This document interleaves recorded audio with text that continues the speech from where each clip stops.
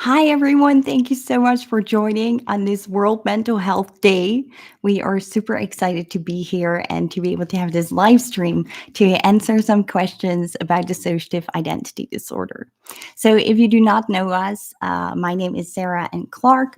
We are the Stronghold System. That is what we call our system name. If you don't know what that is, hopefully you'll find out in this stream. So, we live with dissociative identity disorder, or called DID for short. That is a trauma disorder, and it's a dissociative disorder. And what that means is that we live with multiple people, or called in clinical terms parts or alters, in our head or in our body or in our life, however you want to call it. And so my name is Sarah, but there are many other people in my system, and in my life and in my body and in my mind and in my head, or in my brain maybe, with whom I share my life. And so me and the others will be hosting this live stream for you today to answer some questions that have been asked up front about dissociative identity disorder. But you are also free to ask questions in the comment section during this live stream, of course. I have a cat walking around, so if you hear noises or you see the cat walking by, that is why.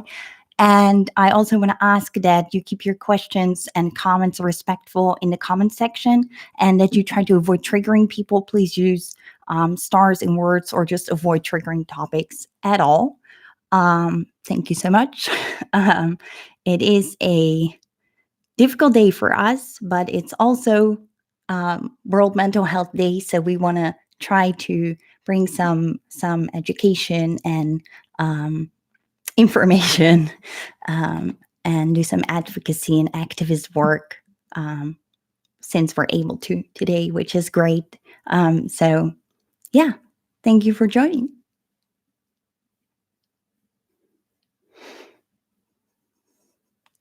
Hi, Caroline, Amy, Ben. Thank you so much for joining. Hi, Binary Snow.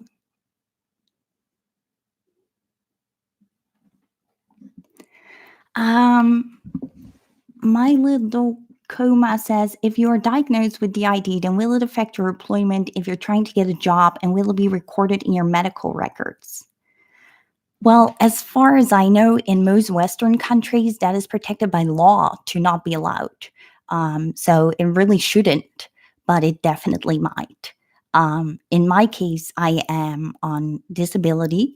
I live in the Netherlands, so things work a little bit different here, than in the USA or wherever you might be from. But here in the Netherlands, when I got diagnosed, I went to the government actually to ask for support with work, but instead they decided that they could not be responsible for me in the workplace if a minor alter would show up.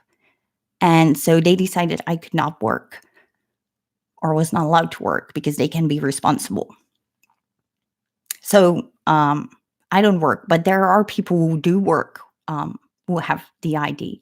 And there are people with DID who do a remarkable job at work, because they can work very well in teams, for example, as they work with a team in their system every day, right? And so there are certain benefits in the workplace, when people with DID work there. I hope that answered your question. Hi, Jim. Hi, Elephant Journal System and the Luna System Azzy. Thank you so much for joining. These people are helping me moderate the chat today, so thank you so much for being here for that. I really appreciate it. Emma! Hi, Emma Sunshaw. If you don't know Emma, they did the keynote session for the Plural Positivity World Conference 2019. You can find that at youtube.com/plural events. And it's an amazing session. I'm going to take a breath. Whew, okay. It's a great session. It's about the history of dissociative identity disorder, and it goes way back, all the way to the 1500s, when the first case of DID, it wasn't called DID back then, of course, was reported in psychology. And it's very fascinating and very educative. So I highly recommend you watch their keynote session, and also their session on the polyvagal theory if you want to learn more about that. So you can check that out on our other channel, not my channel, but it's a channel by a group of people called Plurality Events. To check that out. Maybe I can even share a link here. Hold on. Let me try that.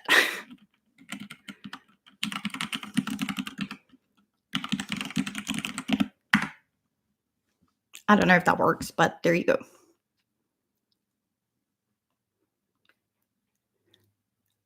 You're welcome, my little Kuma. Okay, so let's take a question that was sent in by people up front and see what they had to ask. How do you make sure time in the body is shared out in the best way between your headmate/system? That's a really nice question. So one thing you could do, sorry, I lost my screen. There we go. Okay, so one thing for time sharing that you could do is try to make a sort of inventory of what different people like to do. So for example, if you together like one TV show, you could try to watch that TV show while being co-conscious, right? Instead of everyone watching it. Or you could try to find shows that multiple people in your system like to watch, so you can watch together and time share that way. So that way more people get time outside and get to do what they like without everyone needing individual time. Because in our system, for example, we have around 500 altars. So it's just technically never possible for everyone to have time outside on a regular basis. So that is how we try to fix that, although not every 500 front or want to be even close to the front. So there's that, of course. And then another thing that you can do is have a specific night or a specific time of the day that you reserve for other people to be able to spend time outside. So for example, for us, we have a moment in the week where we lay out our crayons and our coloring books, and we allow our littles to come to the front and to enjoy some craft time. And we do that the moment before our son comes home. So that way they have had their time outside to play. And when our son is here, we can just remind them like you had your playtime right before, if that makes sense. And so that is working out great for us, both in time sharing, but also in parenting on the outside. I think there are many more ideas, but to randomly name them is not very easy, but it's an interesting topic that we could definitely make a whole video about. So we might do that in the future. So about that, you might have noticed that we haven't uploaded videos in a while, and we hope to be able to continue again soon. We have, however, been writing a whole lot of articles on our website, powertotheplurals.com. So if you want to read more articles, I guess, go over to powertotheplurals.com to find those articles. And soon we will be back. But for now, we had to take a break and we had to focus on other areas of our life. That happens from time to time, and it's then really difficult. You want to make a video like, I'm gonna take a break, but you don't know how long. If it's mental health related, like I don't know how long I need. So, but I'm back, kind of. We're here for this today, so that's already a big step. Thank you for joining. We appreciate it.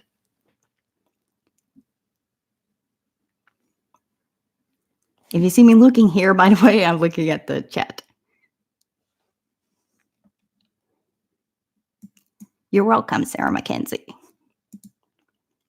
I'm sorry you're experiencing lack for the people who do, but I don't know how to fix lack on your end. Okay, let's look at a new question.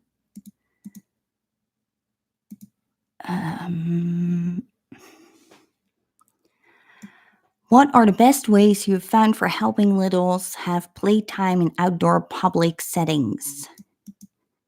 Oh, that's a very good question. So one thing that we do, and we're lucky that we have that option, I guess, is that right behind our house is a swing set and like a little playground for the kids. And then at night when all the kids go to bed, that is when we go out there to play. And yeah, that's working out great for us. I know there are some in some places, but it's rare. It's definitely not everywhere. So it's a, I wouldn't say privileged option, but it's, you have to be lucky that it's in the neighborhood, I guess. And those are like adult playgrounds, which are like great. That's just a great opportunity to go to. If you have that option, like there's nothing like that here in the neighborhood, so we don't have that option. But I know there are places, playgrounds like that. Um, and then, for example, in our mall, there is like a small train for toddlers that can go in, and they can like go in a circle in the mall, but it's really not for adults. And so when we were diagnosed, maybe for 2 years, we went to the mall with our boyfriend back then, and one of our little saw the train and completely freaked out. Like she really wanted to go in that train, like really wanted to go in that train, and so she was crying, like almost hysterical, like that was not fair. And so then we found out that our zoo has the same sort of train but for adults, and then later we found out there was another sort of a small entertainment park, maybe more playground, that also has a train where you can go in as an adult. So now when we go to the mall, we tell her up front, like, we will also go to the little park where you can go in the train, or to the zoo. It's a bit more expensive. And you can go in the train there, but this one is only for children. And what our therapist back then thought us was to actually stand next to the train, so she could actually in the mall, so she could actually see that our body would just not fit in there. So that also helped us to make it more clear to her.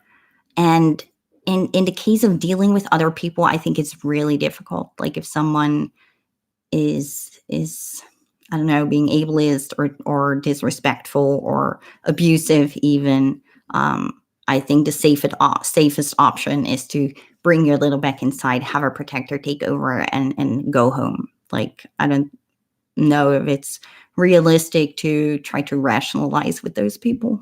Depends on the situation, I guess. Okay, reading the chat.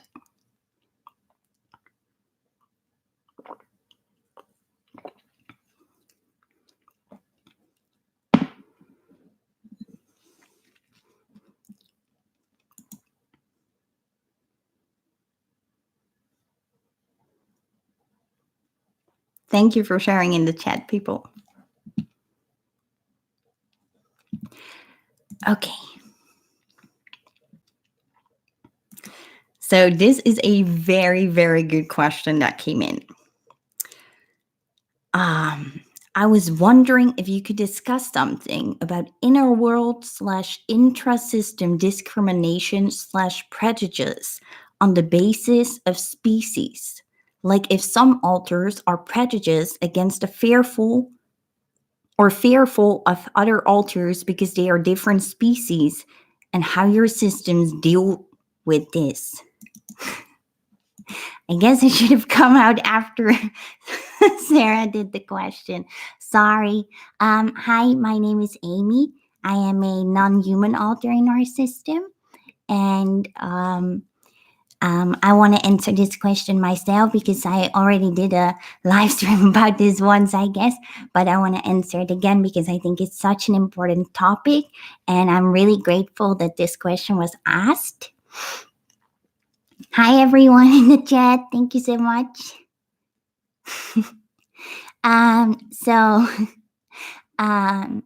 In our system, we have definitely experienced this.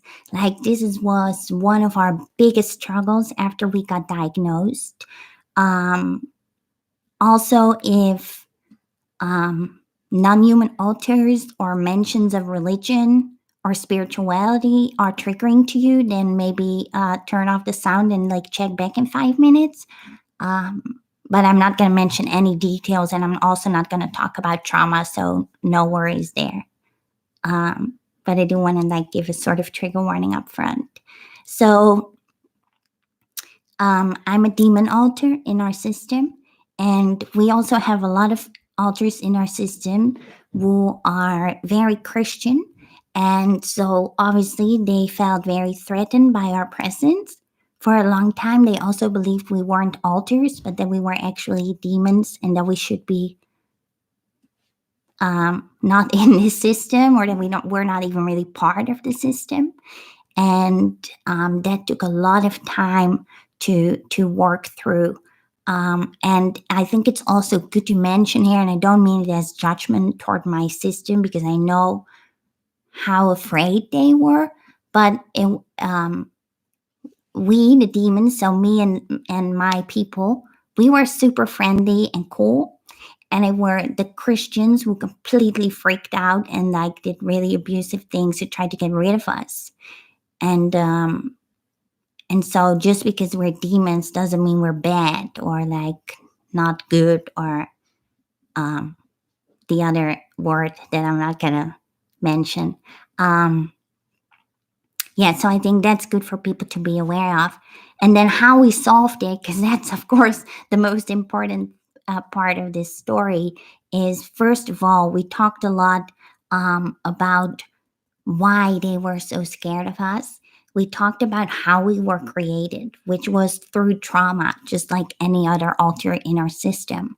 And we repeated that a whole lot, that we were created through trauma like anyone else in our system, and that no one forced themselves like I don't know even know how to explain really what they meant, but they were like thinking that we like took control of them without their consent or permission. But we are a part of this system like anyone else. So we didn't feel like that. Like we felt we should have the same rights as everyone else. It was really weird to us that they saw us as so different from them. But by talking a lot and negotiating a lot, and also um, by healing through the trauma, that also really helped. To be honest, to like um, yeah, to get more respect for each other, because that was just the basic thing, was respect was lacking from the whole interaction. And it took a long time to build that. um I think that's my best answer at the moment.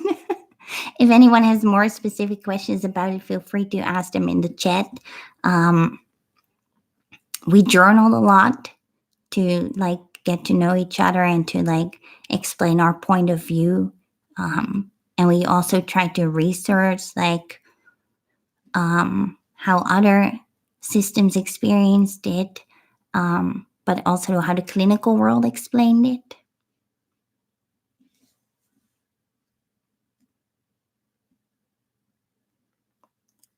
My little coma is asking, can switching between alters along with dissociation manifest differently across everyone? Yes, for sure. We are a pretty overt system. By that, I mean that you might notice that we switched. You might notice that I'm not Sarah because my voice sounds very different. I also talk about very different topics. Um, and so, but the DSM 5 says that most people with DID are actually covert. I'm not sure if everyone in my system agrees with that, but that's what the DSM says. And that means that with most people, you won't probably notice that they switch unless maybe you know they have DID, or you know them very well, or you know what to look for. Or, of course, if they say they switched, that's also an option. So, yes, it definitely varies per person, per system, but also per alter, I guess, maybe. Thank you for asking these great questions.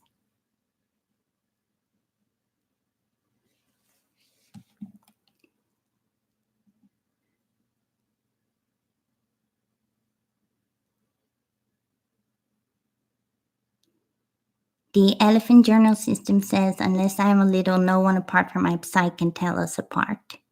So that's a good example of a system where it works very differently as for us, I guess.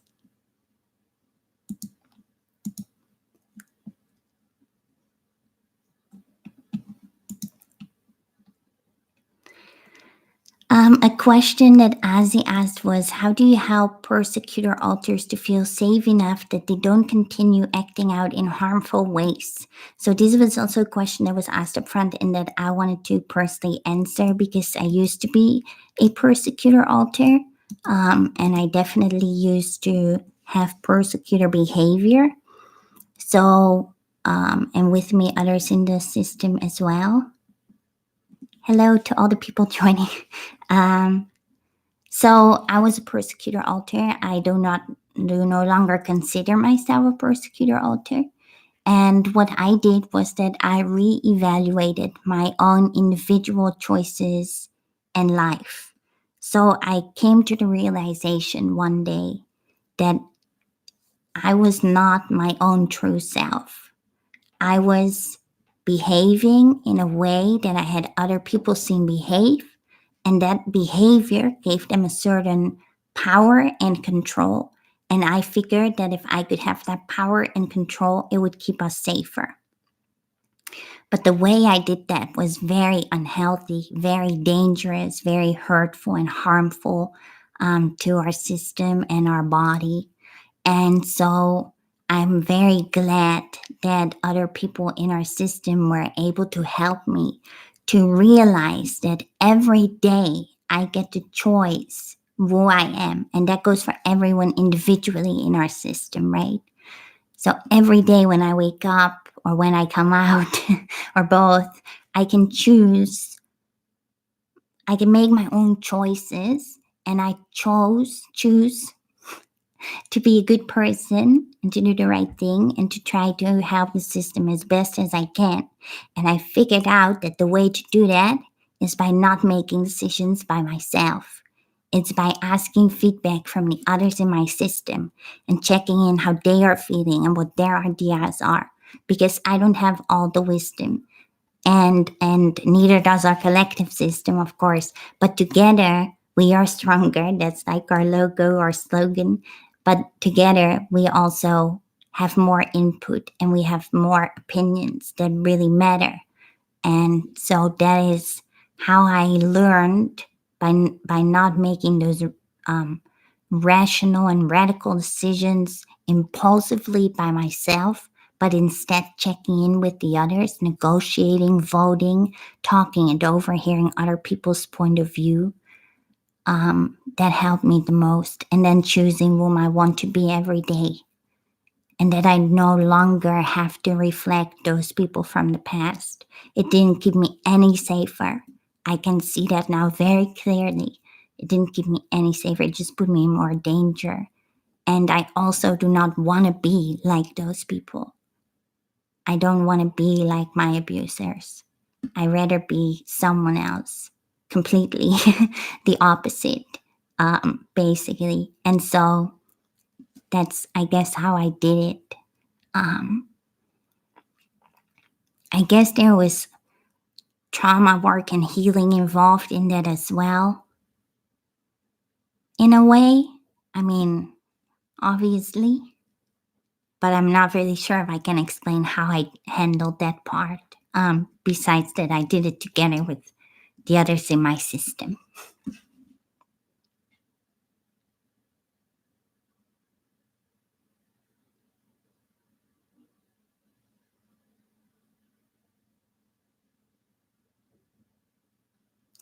Katie is asking, do you have names for your subsystem too? Not really. We refer to them as like the place where they are from in our inner world most times. And we have an inner world playlist on our channel. Sorry, give me a drink.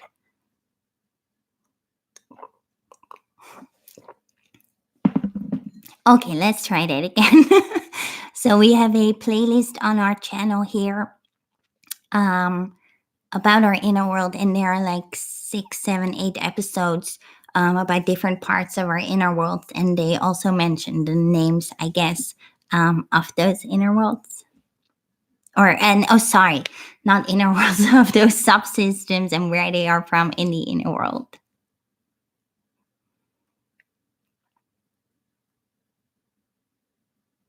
Thank you so much, Sarah. Oh, Blair. Hi, Blair. Sorry. um, Blair is saying you are both awesome. Sure, you are, by the way. Thank you so much. You're so welcome, the Luna system. Let's see. We have another question here. How do you navigate relationships and DID? Should each alter have to agree to the relationship or have the right to date whomever they please? Okay, so I am gonna take a second and ask if Emily wants to answer this question because she knows a whole lot about relationships. I'm not gonna look at the camera because that freaks me out. Sorry.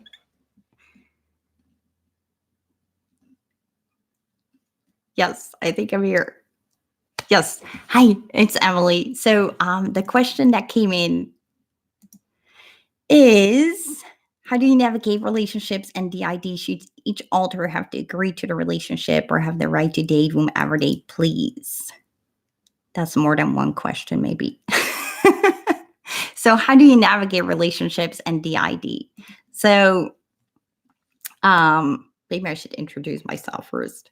My name is Emily. I'm 28 and I ran a polyamory support group or network group, I guess, here in my city for a while. I don't anymore, but yeah. So we live polyamorous, but not everyone in my system is polyamorous. Some people in my system are monogamous. Um, so I think it depends on if you live your life monogamous or polyamorous, whether you date other people or not. If that makes sense. And if you get the option, it would be great if you can make that decision collectively before you enter a relationship or before you start dating, so that you can be ethical and open up front to your potential partners or the people you're dating on what your intent is. I think that is the most ethical thing to do if you get that option. But some people, they are already in a established relationship or even in a marriage before they find out that they have the ID. And so then it might be a bit more difficult to, if you have a monogamous relationship or a monogamous marriage, to then try to get an open marriage. It's not impossible. I mean, some people have managed to do that successfully, but it's a challenge for sure. And to combine that with the news that you have the ID might be a really big shocker. So you might want to bring that in steps, I guess, if you get that option. So there is that. We wrote an article on cheating on the ID, or cheating if you're plural or have the ID, I guess, on our website. That might answer some of these questions. And let me check what the other questions were here in the question. Should each alter have to agree to the relationship? Well, that kind of depends. Like if you have 3 alters, then yeah, probably. But if you have 500, then that's just not realistic. Like I don't think it's realistic, at least, to get all 500 to agree on something, and even to try to get the 3 to agree might be a challenge. But I do think it's most. So for us, I think what would work is if 50% says, sure, that works for me to date this person, or maybe if people have no red flags, so they might not agree to it or they might not want to be in a relationship, but if they do not see red flags, then maybe it could be okay. Yeah, I think that answers that part of the question. And then it says, do they have the right to date whomever they please? Well, I guess that depends on if you live in a monogamous relationship, or if you have a monogamous relationship or a polyamorous relationship, and what the agreements are between system mates. So if you have the option, I would talk it over up front with your system and see what you desire for your life or your love life, and how you can shape and form that. If you're looking for some books on polyamory and how to do it ethical, then the good book that I can recommend is More Than Two. That's a great book that talks about polyamory, not specifically in DID though. I don't think there is a book. I still have to write it.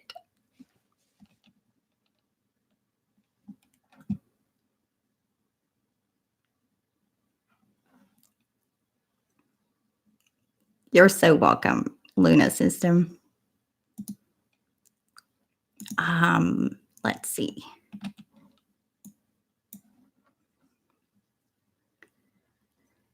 How do you help interjects of abusers realize that we are safe and that they do not have to protect us in those harmful ways anymore? That's a loaded question. Give me a second to think about it.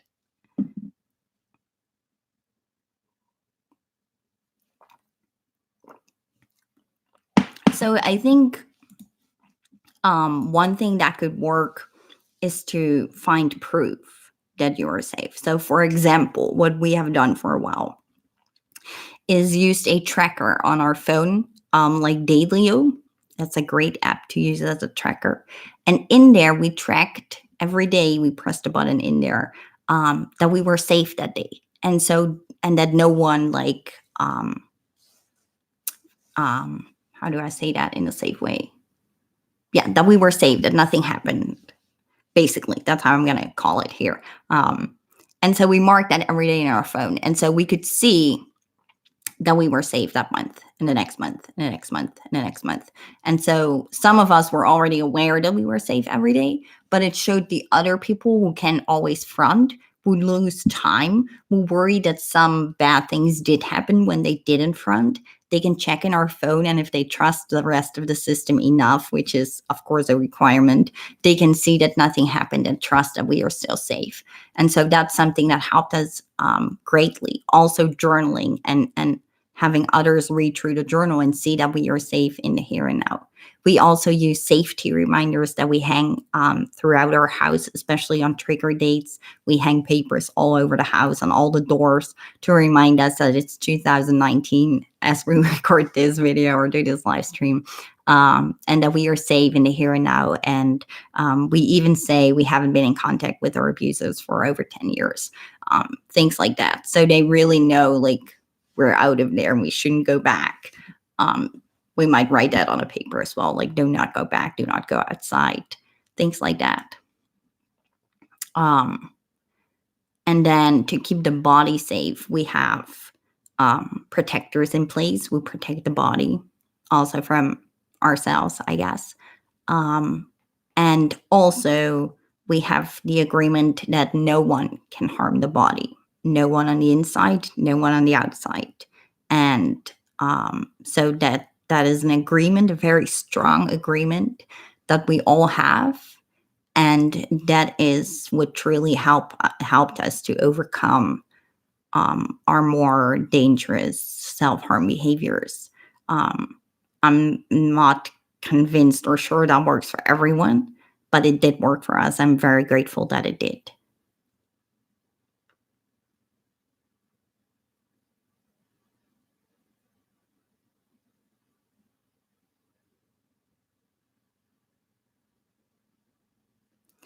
The Luna system says, yes, I bet you would be able to write a very great and informative book. Lunastis says, it's hard getting a larger system to agree on anything. Yes, it is. It really is. The Elephant Journal system says, I await your book. Make sure you click like also we can share this video out. Yes, if you are here, please click the like button. And if you can, share it with some of your DID or plural friends.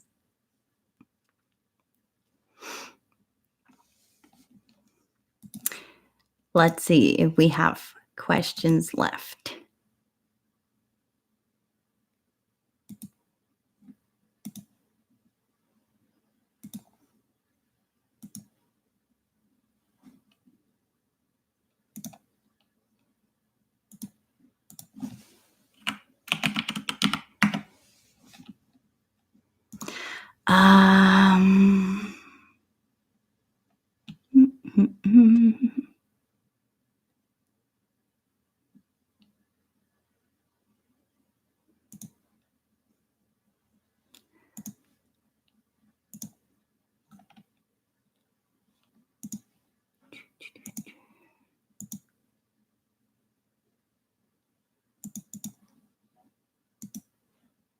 are we? Okay, let's have a look at the chat here. Where are we? Hi, Brendan. Brendan is asking, I'm just getting here. How do you encourage communication? So, we have a video with 11 tips and tricks on communication, internal communication. Let me link that for you, actually, because that's a really good video, to be honest. So, I think that can help you out very well instead of my random quick answer here. And then I will answer how to actually promote internal communication for you. So just give me a second to find that link for you.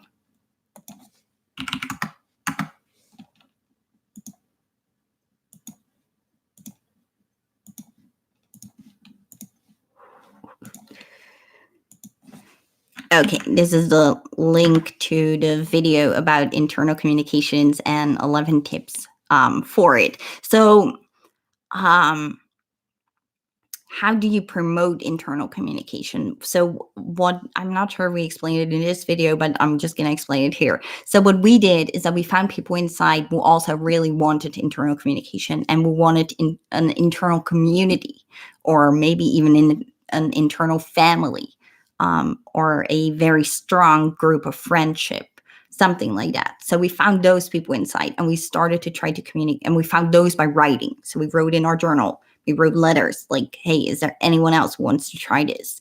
And then we tried it with those people. So we said, like, I'm going to say your name and you're going to say my name. Or we had a tree in our inner world. And so we said, okay, let's both try to meet up at the tree and see if we can communicate there together. And so that's how we started to do it. And then from there, it expanded.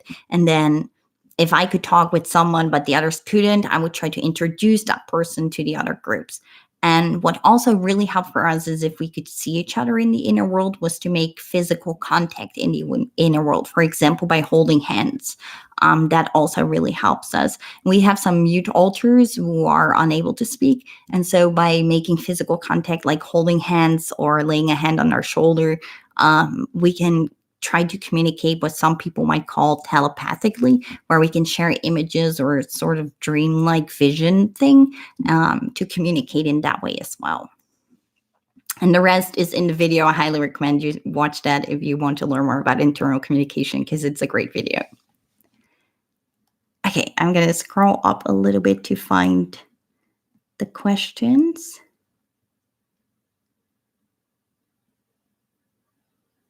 The Luna system is asking, what do you do if someone breaks the strong agreements your system makes?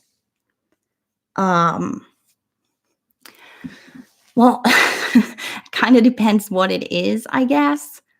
To really give an answer, like, but I also don't want to give examples because that might trigger people. I guess we would let them only front with supervision, to call it like that. So they could front, but with a protector. I guess that's how we would try to work around the situation of safety. And then we would for sure work with that part on why they keep breaking that rule, or why they did that, and what other techniques or ways they can find as coping skills, maybe, or as an outlet. Yeah, I guess that's my best answer I can give without examples. Hi, Nexus Collective. Thank you for joining. Hi, Edith and a crow. Welcome for joining. Oh, thank you for joining. I have a question from the Elephant Journal system. How do you communicate with alters you cannot reach, find, or those that go dormant? So one thing you can do is to try to find a mediator. So someone else in your system who can communicate with those parts, or who can reach those parts or find those parts. And then bring a message to them that way. Another way is to leave a message in the outer world. we have people in our system like Drake. You might know Drake. He finds people in our inner world. If someone goes missing, he is usually the person that either goes alone or arranges a team of people inside who goes looking for those people. So you might find someone in your system who can do the same thing. Um, yeah, we're able to do that. And if people go dormant, then I think it's really difficult to communicate with them. One thing that we have tried in our system, because we have people who go dormant quite often, like Sarah, and she, not Sarah Clark, by the way, Sarah, um, and she hosts as well. So that was really difficult for us to deal with, that she would randomly go dormant and we would end up with no host and freaking out and who should host. So we have created a whole sort of crisis plan or safety plan on what happens when Sarah goes dormant or what happens when someone goes dormant. And then what we've also tried to set up is a system where people can go in a sort of, so we've built this in our inner world with self-hypnosis. And if you want to learn how to do that, I highly recommend you watch our alter Catherine's session on self-hypnosis and upgrading or building your inner world on the Plural Events Plural Positivity World Conference 2019 session. And so what we build in our inner world are sort of sleeping pods that people willingly can go in, and then that is where they go dormant. And then we can wake them up by opening a sleeping pod. And so that doesn't always work out. Like sometimes people still go dormant and they are just missing in our inner world. We can't find them. But when possible, we try to, like, we know when Sarah gets so stressed that she might go dormant, like she feels it coming up. And then we ask her to go in the pot. So we know we can like wake her up if we really need her, because she arranges so much in our life and like she knows so much information that we do not always have access to. So I guess that's how we deal with it. But I'm not sure if that's possible for everyone or if it works the same for everyone, because everyone with the idea is different, of course.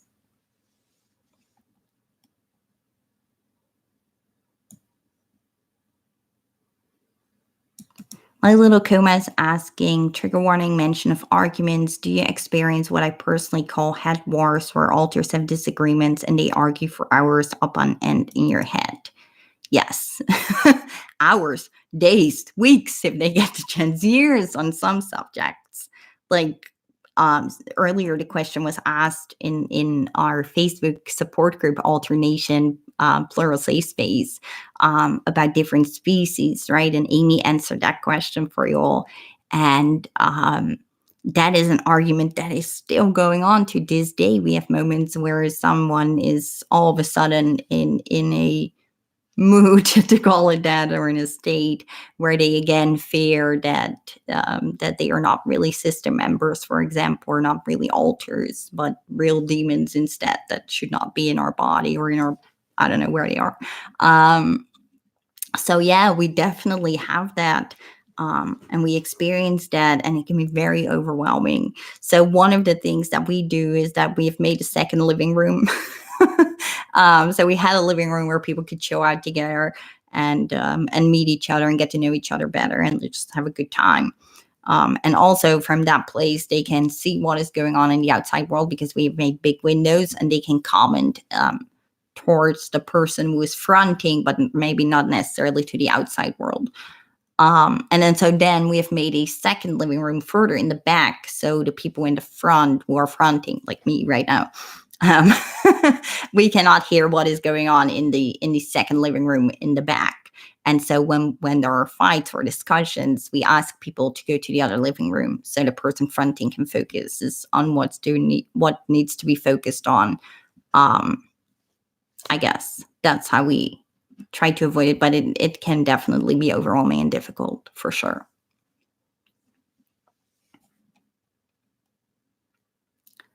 Lunasis Collective is asking, not sure if you answered this, but if you all feel comfortable sharing, what was the discovery process like? So we have a video by someone we named K1 on our channel who explains this in a very emotional, raw kind of way. And it was a difficult decision, but we decided to upload it because it's her story and it's valid, and I think it's recognizable for people as well. It was very difficult. We dealt with a lot of denial. We got diagnosed 3 times before we kind of believed that maybe it was true.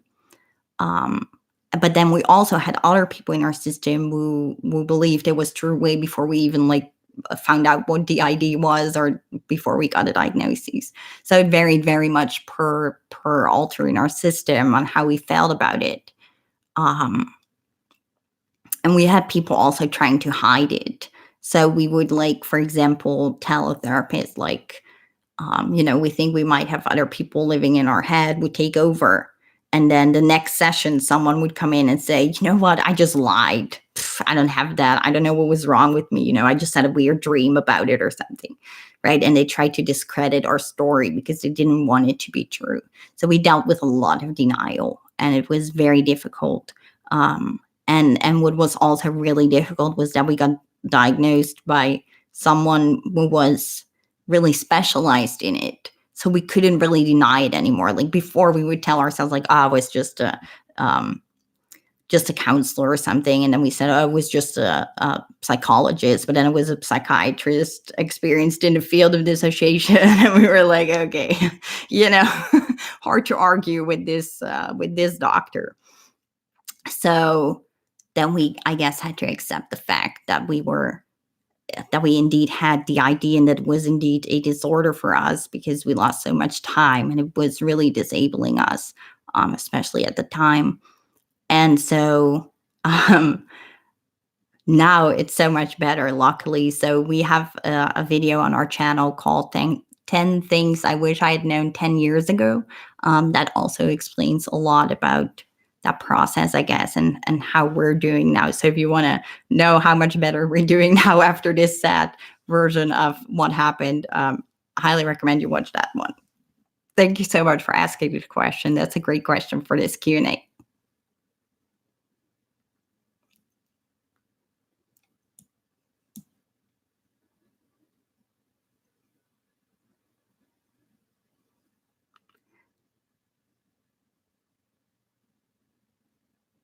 So Xana Chrome is asking, you mentioned that there is a rule that nobody outside or inside are allowed to harm your body. What is your definition of harm? I know some people consider bruises or even tattoos harm. I'm gonna be really careful answering this because I do not want to trigger anyone. So anything permanent, anything without consent, anything self-inflicted, anything not negotiated upon, anything not safe, sane, or consensual. And then on the topic of tattoos, I'm going to say that we share our bodies, so we are not we have no one in our system who like truly believes that the body is theirs. Like no one even really identifies with the body. We do not have anyone inside who looks like the body or who anything like that. So that might make it easy for our system. Instead of when you have a system where you have someone who really strongly identifies with the body. So we don't really have that problem as long as it's nothing obscure, I guess. Everyone will agree. But we do have the agreement that we talk about it up front. And yeah, so we have multiple tattoos. We might make a video about it one day. And they are all like designed and chosen by other people in our system. So that's actually really nice. And then for our haircut, so that is a big issue for us, the haircuts. So what we have done is that we have a protector who protects our hair. And that might sound ridiculous, but we have a many alter. So, there was someone who could take the job. So as soon as we walk into a hairdresser, that person takes over and makes sure no one like cuts it off without prior agreements. Because that has happened too many times.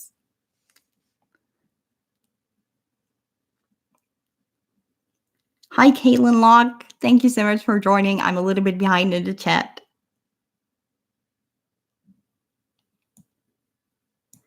Binary Snow is asking, speaking of mute alters, do you have any tips for people outside talking to mute alters? Yes, I have. I'm gonna grab my phone for a second to check what is called. So we have an Android phone and we have an app called Help Talk, and this is an app where you can type and it makes it into speech. So that is what some of our mute alters, not everyone, but some of our mute alters are able to use that app to speak and then communicate with other people on the outside. Um, Other things that can help is that someone who can speak explains to the person spending time with mute alters that they cannot speak, and to find activities where you do not have to use your voice. Like, it's great to watch a movie together, for example, or to do art or crafts together, and you do not have to really speak for that. So I think those are great activities that you can do. And I think it helps a lot to like just give context and explanation to the person who's hanging out with the mute alter if you get that option and that chance. I hope that helps. I need a drink as well.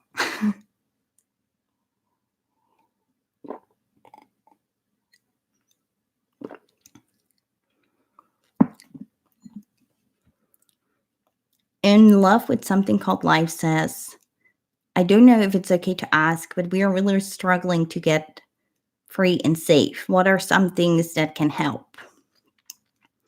I find it really difficult to answer this question from a personal perspective because what we did was move to the other side of the world and try to stay there as long as possible. It worked. It worked out great, but it's a very radical thing to do, and I do not recommend it to everyone. But I guess what really helped for us was to, first of all, get to understand and know whom our abusers actually are, who are the actual dangerous people that we should stay away from. And we did that by explaining to each other that we would believe each other, and that we would take them serious, and that we would take steps. If they name someone, we will take steps to stay away from that person. And so that helped people to give up names of people who were unsafe in our life. And then we broke contact with those people cold turkey. We didn't tell them. We didn't give them a heads up. We didn't give them an explanation. We didn't tell them about our DID. We didn't tell them we knew they abused us. Nothing. We just changed our phone number, moved as far as ways possible, I guess, and started a new social media and never touched the old one. And that was that. But I think we are also very lucky because I know there are people who have more trouble to get out, and that is in no way their fault, or anything that they caused, I guess. To put it like that, if that makes sense. I feel like I'm not privileged, but maybe lucky that I got out and that I'm still safe, and that I'm even able to like do this YouTube as long as I don't name names. I think I'm gonna be okay. I hope I'm gonna be okay. Yeah, but I know it can be very, very difficult for some people to get out, and it can really be a struggle and something very, very difficult. But I'm not really sure how to answer right now in a more elaborate way than this without upsetting or triggering people. So I hope this is a little bit helpful. And else, I suggest you check out my website. If you check out the articles, there might be some things there that can help you as well.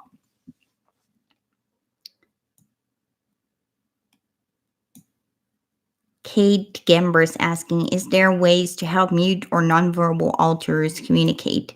Yes, so there's the app that I mentioned, Help Talk on Android. I'm sure there's a version for Apple as well, or for the iPhone as well, but I don't know it. So there's that.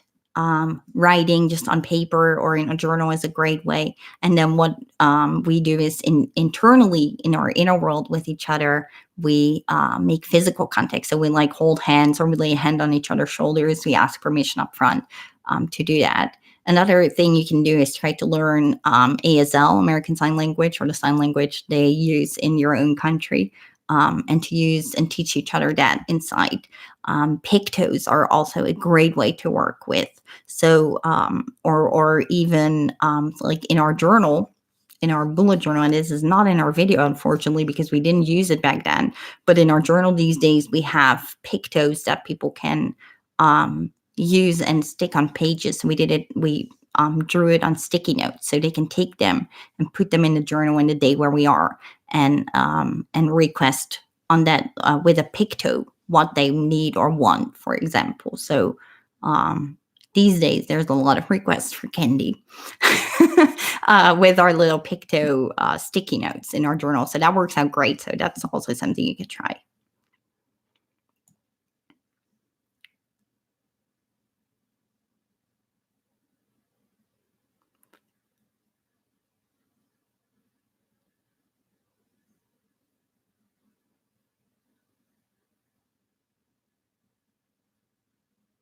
I'm reading the comments, sorry. um, Everyone is welcome. Thank you all for the thank yous and compliments. I'm so glad people are joining for World Mental Health Day. It's really great to do this today.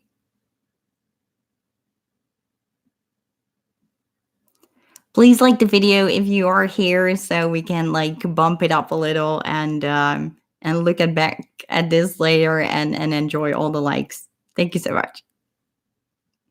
Oh yes, our shirt. Is it in mirrored image? It is on my screen. This is from our merch. I'm so glad I get to share this myself. So I am the person in our system who designs all our merch. So yeah, this is something I made, I designed. And let me find a link for you to our shop where you can find them.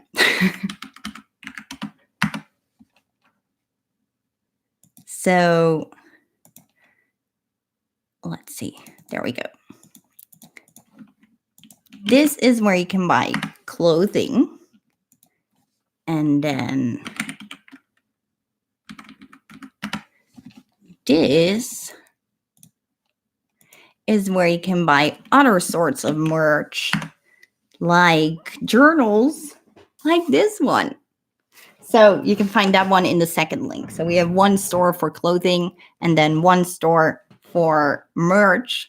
And let me find a discount code for you all in the clothing store. So we are unable to technically to provide you promotion codes, discount codes for the merch shop, but for the clothing shop, we can give you a discount code. So let me find that for you.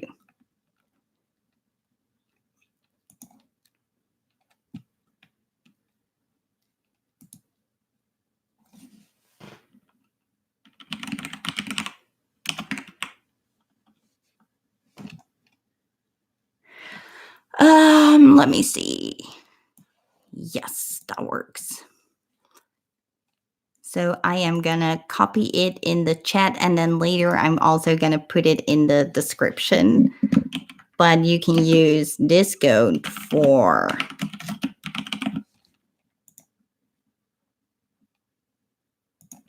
sorry. So you can use the code PTTP, which stands for Power to the Plurals. PTT Plurals for 10% off. There you go. It's in the chat. Copy the code and put it in the checkout for the discount.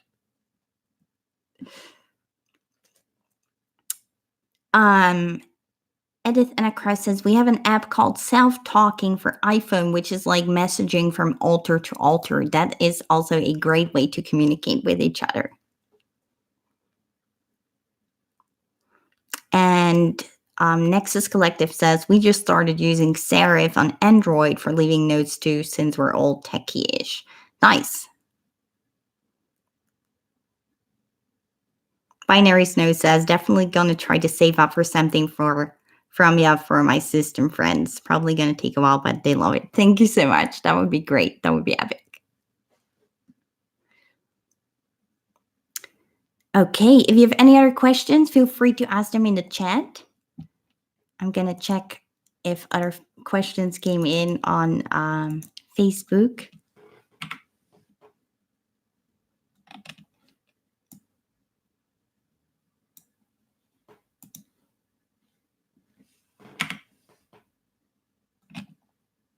No, I guess everyone is here in the stream. That's great.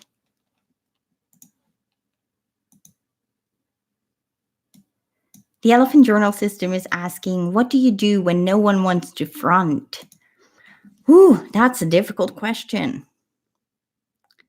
Um, well, we have those moments for sure. And we debate, like, who is going to do this, or who has, like, someone has to do it, right? And so it can be, especially for us, because we do not have one set in stone host or something. So it can be tricky sometimes. I guess we vote, or we pull the shortest string. That's what we do in the inner world. We like make the strings, and the one with the shortest has to do the job. I guess those are the things we do, but it can be very difficult. Like if it's something really, really difficult, we might just dissociate and not be able to have anyone front. So that's my best answer, I guess. Amberly says, love the items. Thank you so much.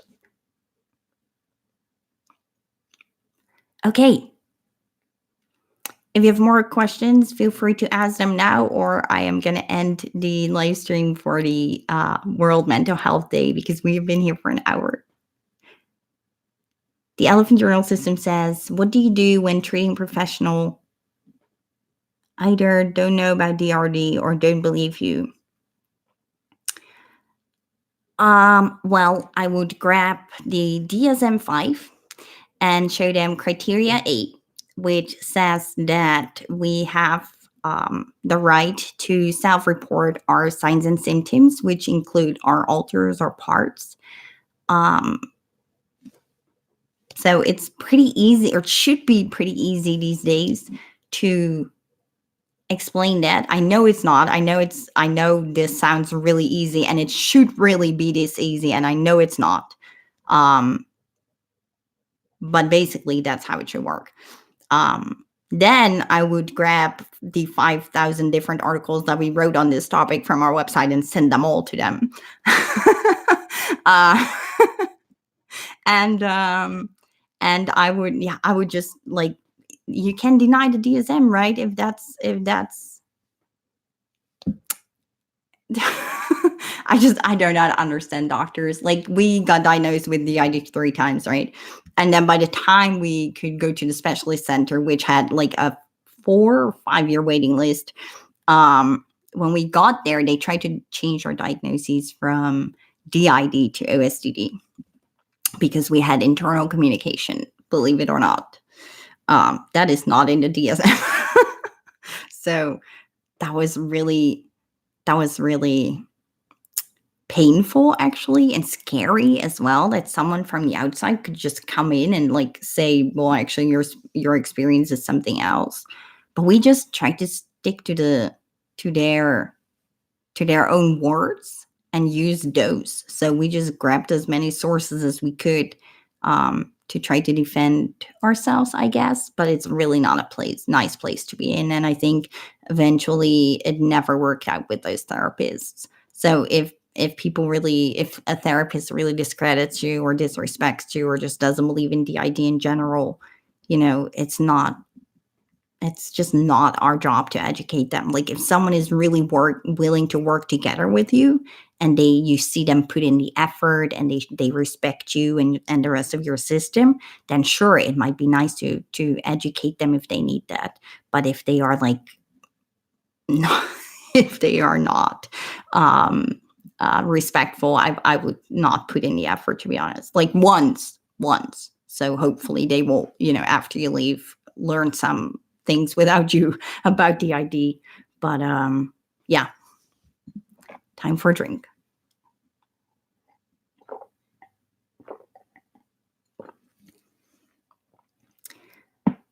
Hi, Eclectic LLC. Welcome, Chris. Thank you so much for joining and making the time to be here. I appreciate it.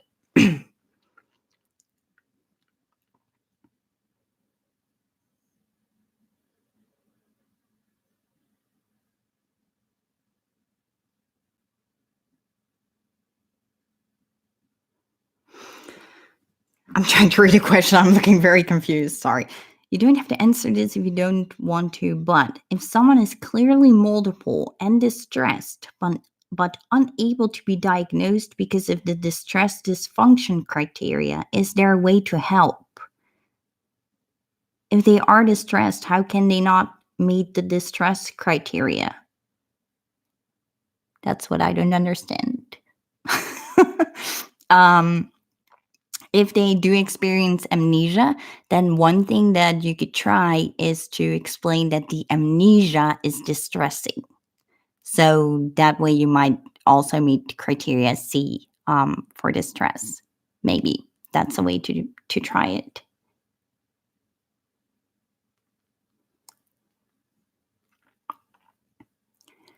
The Elephant Journal System is asking, what is the average treatment for systems around the world?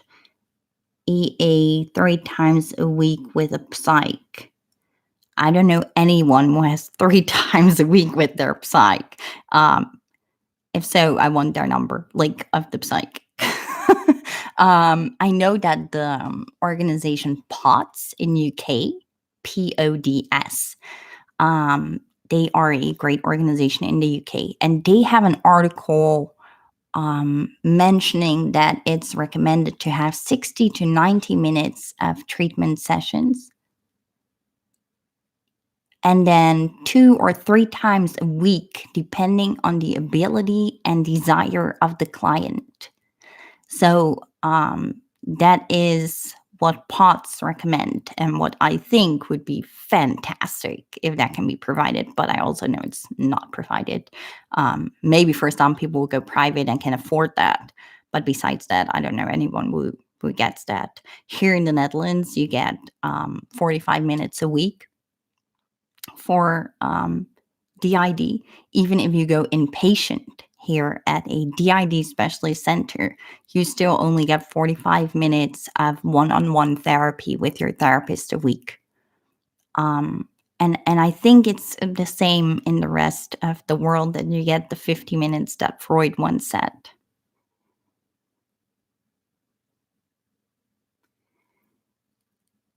Amberly is asking, is the label truly that important? Just wondering, for me, I feel like I know my truth, and so many near me don't know of the ID. So I think, Emily, that the diagnosis and the paper is important if you need it. For example, if you are disabled and unable to work, then you will need that diagnosis to prove that. And if you want, for example, social work in my country, you need that diagnosis to get that. We were diagnosed with cancer last year, and we needed 3 surgeries. And for those surgeries, in order to be able to get through that, we need special provisions, like our own room, for example, instead of staying with a room filled with other people. And so we needed our diagnoses in order to be able to get those services. And so there are reasons where people do need a diagnosis. But if you don't need those things, then you also do not need that validation or validation, sorry, that diagnosis, because it only validates that you have a disorder. It doesn't validate, or and also validates that you have alters. But criteria A of the DSM-5 says that you can self-report your alters, and so that is validation in itself. You reporting them is the validation that you have alters. And then the DID diagnosis only validates that you have a disorder, not just criteria A. I hope that makes sense. Okay. I need a breath, and I need a sip of my drink.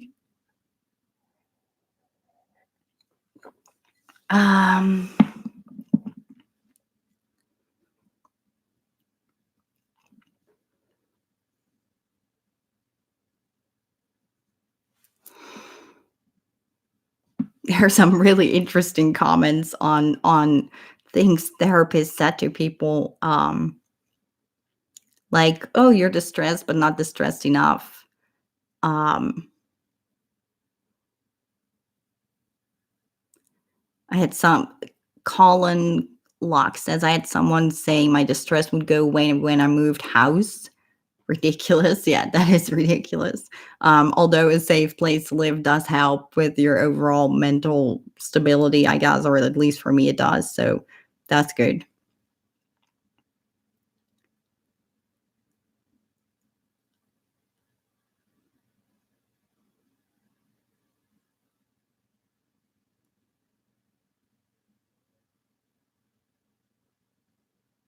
I'm reading the comments. Sorry.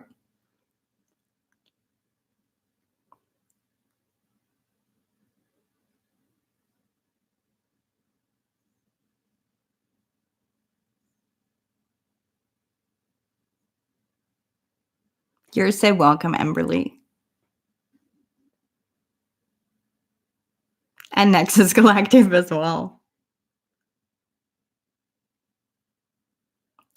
You're so welcome. We actually wrote an article on MPD, DID, and factitious disorder that might help to explain this concept a little bit better or more organized, because I'm just doing this like out of my head, right?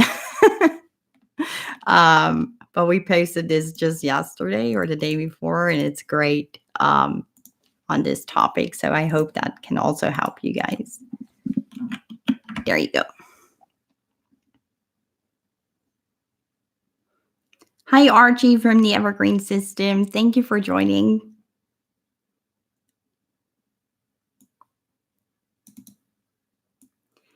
Kay Gember says, I had a mental health worker say I find identity in my illness. That is extremely upsetting, and I'm so sorry that people said that to you. We had a therapist tell us that if we continued on this path, we would make our DID chronic. That was also really, really offensive, and not how it works. So, yeah. It's really sad how some clinicians treat people with DID. It's really an issue and something that should be addressed on a bigger scale. And I think that starts with universities teaching more respectful and truthful about DID in like how they teach DID in university to future psychologists and psychiatrists and social workers, even doctors in hospitals, everyone.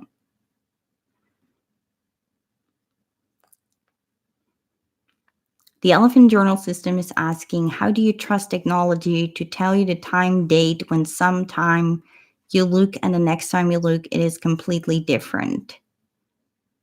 So for us, we don't always do this and we don't always need it. But especially on triggering dates, we buy a newspaper, a real old-fashioned one in paper form. And we lay it in a visible place, and then that date is set in stone, basically, like set in paper. We can falsify a whole newspaper so they can see the date on there, and then that confirms it a lot more, because we have people in our system who are convinced we can just change the date on our computer or our phone and lie about it for whatever reason. And so having a newspaper with and if we just, let me make this very clear, if it's a trigger date, we buy the newspaper from the day before, not the day itself, the day before, not because we want to lie to people, but because we want to be as safe as possible.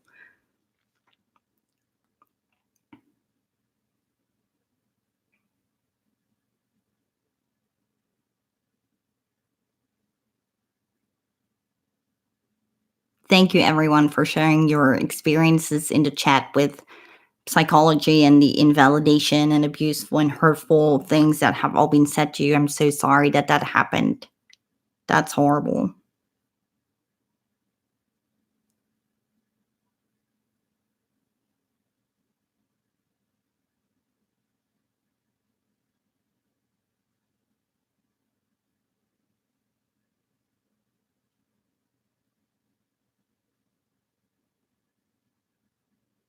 Nexus Collective is asking, don't you have a post about integration and it being a personal choice / may not be the right for someone, etc.? Dealing with a clinician insisting on it. Yes, I have 6 posts on that. I'm not sure which one is the best. to send to a therapist. Because I guess it also depends. Like we have a very good article on called "Why the Theory of Structural Dissociation is Ableist" that explains why integration is not for everyone. That might work really well if your therapist is really into the theory of structural dissociation. And then we also have a post on the top DD study, which is based on the ISSTD treatment guidelines, and explaining about integration in that example. So if your therapist is following the ISSTD guidelines, then you might want to share that article. But they are all on my website, so you can find them there and then check what is the best one for you to send to your therapist, depending on your personal situation or your therapist's personal situation, I guess.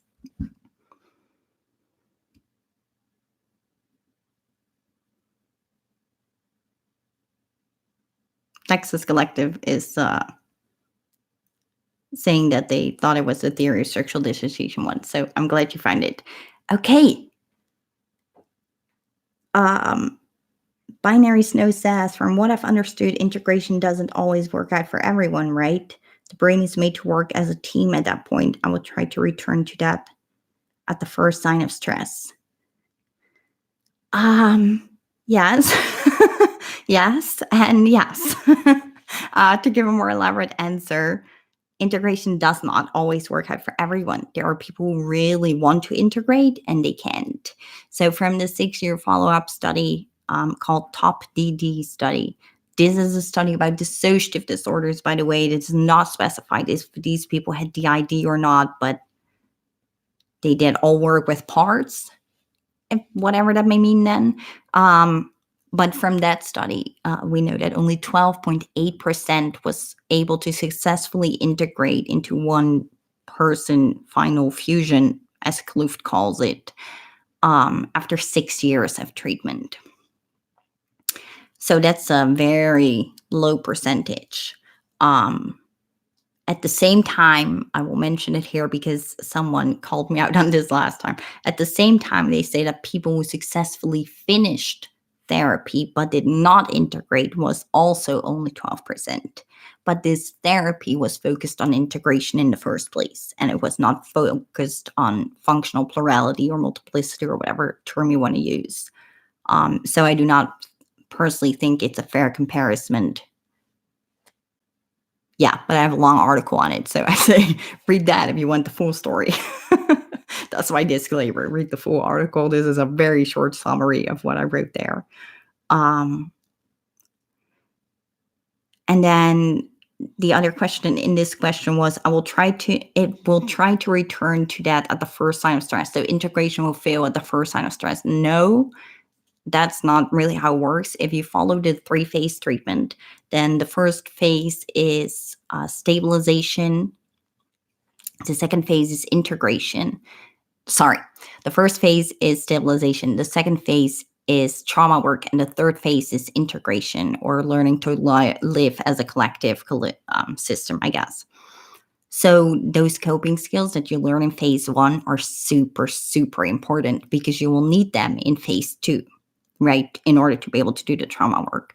But then you also need them in phase 3 in order to make sure that you use those coping skills when facing stress or when facing trauma even. But when you face trauma, your brain takes over, right? Like you kind of get out of control, I guess, where the fight, flight, freeze, and the other options take over. And so in that moment, it's very well possible for some people that integration gets undone. And that is why we think that Kluft's title for this final fusion integration is a terminology that is a sales pitch, but it's not true because it's not final. Because first of all, you can never know if you know all your alters. So you can never know if you're really fully integrated. Secondly, Katie Steele says that integration is a journey, not an event and never finished. So how can it be final? And then third, if you get re-traumatized and the integration does get undone, it was not final either. So I think that terminology is just very wrong in the first place. Drink.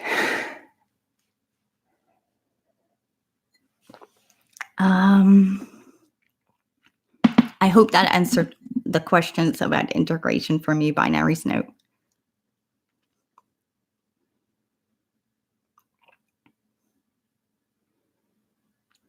Edith Anacra says, it's amazing to me how little grip on reality so many of my alters have. Like they seem to think it's years ago or they are living in a video game or a literal dream. Yes, I guess that is dissociation. What we have learned about this is that the more safe time they can spend in the safe here and now, the more they can start to realize that they are in the here and now. Because I had a therapist once, and I'm not really sure if I fully agree with this, but he said that in the inner world, there is no time. And so if they had trauma back in the day, then they went inside, then they stayed there all those years. And then when they come out, obviously, if there was no time, they think it's still that moment, right? They are still in trauma time, as we call that. But if they come out and they can see that it's safe, and then they come out and they can again see that it's safe, and they come out, and eventually they hopefully learn and are able to learn and see that they are safe in the here and now. What can also help is to be co-conscious. For us, it's very difficult to be co-conscious with littles, with children in our system. It's possible, but it's difficult.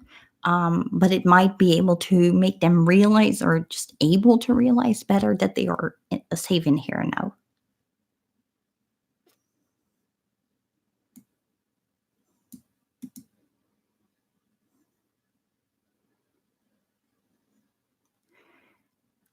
Edit and a crow. I do not know what corporeality is. I'm sorry.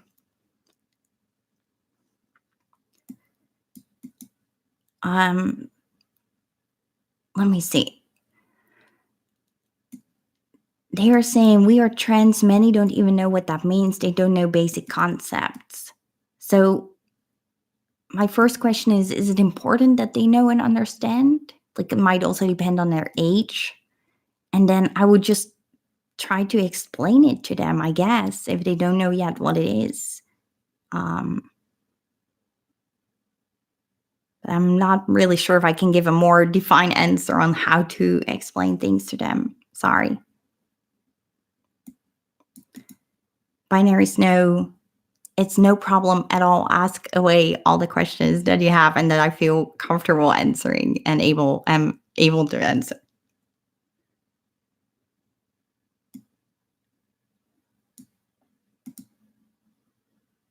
Hi, Rowan. Thank you for joining. They are saying hello from the Pacific Canada. Thank you for your videos and group. Thank you for all your help in self-system discovery and letting us know gently about the existence and likelihood for us RA. You're so welcome. Thank you.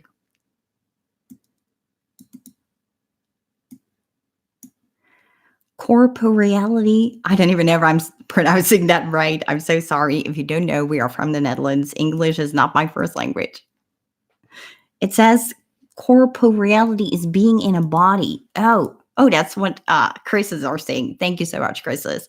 So it's how to realize that how to teach that they are all in the same body. That's a difficult question, but a very important question. So please give me 30 seconds to think about this before I answer.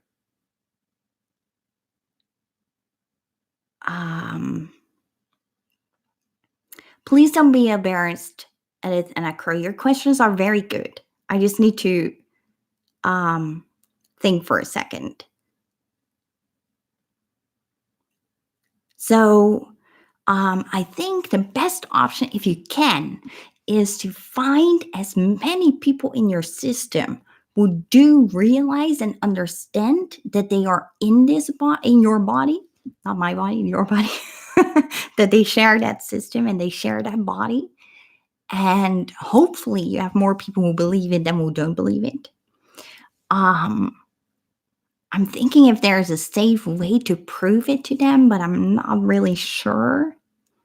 Maybe they could write their name on your hand, and then they could take a picture like this and they can see the name and the face and realize that they are in this body. This is very important for me, this topic, and I wish I had a more specific, better answer because um, we have a lot of non human alters. And so we know how vital it is that they realize that we share a human body that is not able to fly, for example. Because if they do not realize that, we could get in very, very dangerous situations.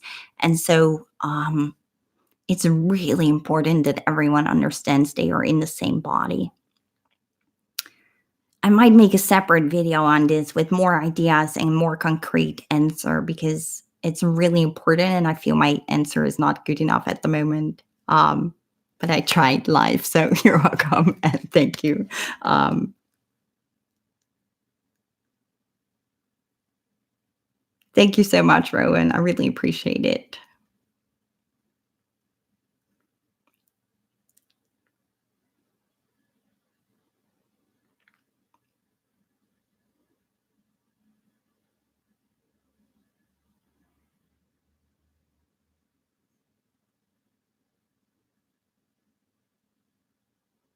Thank you for sharing, everyone in the chat.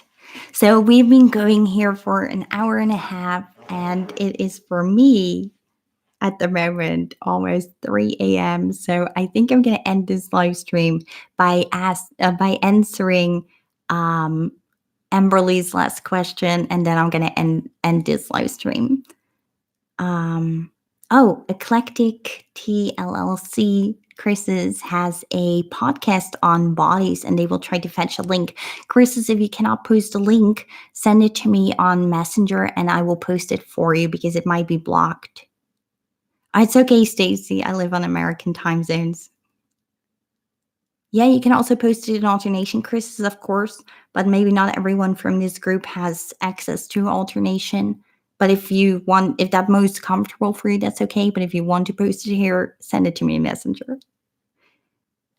Okay, so I'm gonna answer Amberly's quest, which is it okay that not all alter parts front? Yes, that is okay if they want that. It's also okay if they don't want it because sometimes it is not possible. Like we have a very large system, so technically it's just not possible for all our alters to front, at least not on a regular basis. I'm not even sure if they've all ever fronted. But yeah, that's okay. I think it's in some systems unavoidable. Um, that is the case. But and it might also be that they do not front by themselves, but they might be co-conscious, or they might be able to learn to be co-conscious and spend more time outside that way. Part two of this question is it wow. Is it okay that only two have talked to a therapist? Yes, I think it is. If that's what you're most comfortable with and they are most comfortable with, like the other people in your system, I think that's okay.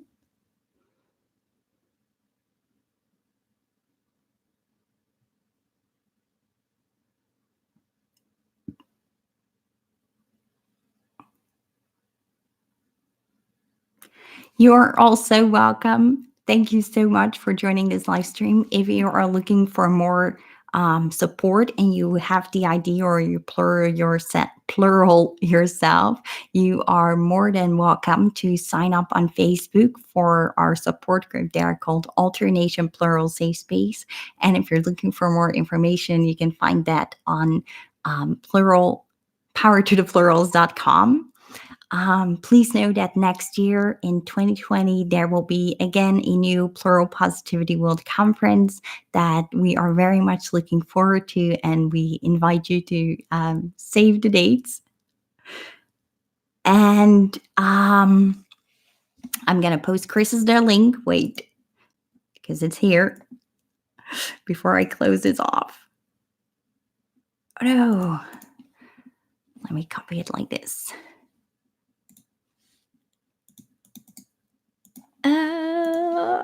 Yes, here is the link to the videos about sharing a body or on bodies.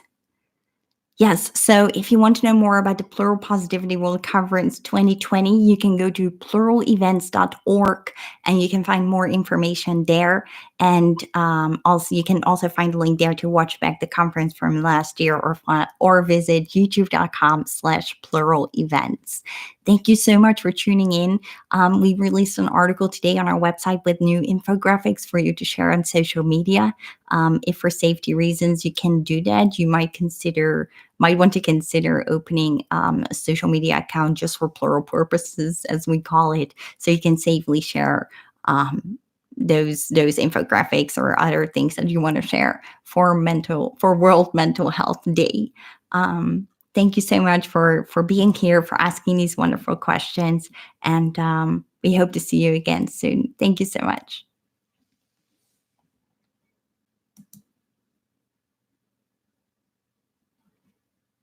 Okay, bye everyone.